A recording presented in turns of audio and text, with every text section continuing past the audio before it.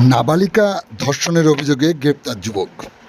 আপনারা দেখছেন সেই সময়কার বিশেষ মুহূর্তে ধারণকৃত ভিডিও চিত্র আজকের স্বপ্নগর পত্রিকার অনলাইনে। এখন শুনুন বিস্তারিত।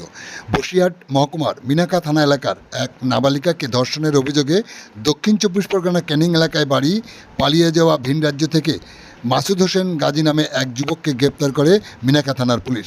ওই নাবালিকার পরিবারের অভিযোগ, নাবালিকাকে ফুসলে নিয়ে গিয়ে দক্ষিণ চব্বিশ পরগনার বাসন্তীর একটি হোটেলে নিয়ে গিয়ে ধর্ষণ করে ওই যুবক।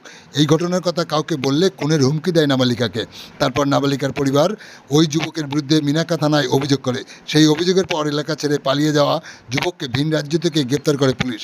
আজ পুলিশ হেফাজতে চেয়ে অভিযুক্ত যুবককে এর বিরুদ্ধে পক্সো আইনি মামলা রুজু করে বসিরহাট মহকুমা আদালতে পেশ করে মিনাকা থানার পুলিশ। আপনারা দেখছেন সেই সময়কার বিশেষ মুহূর্তে ধারণকৃত ভিডিও চিত্র আজকের স্বপ্নগর পত্রিকার অনলাইনে। আমাদের সাথে থাকুন, দেখতে থাকুন।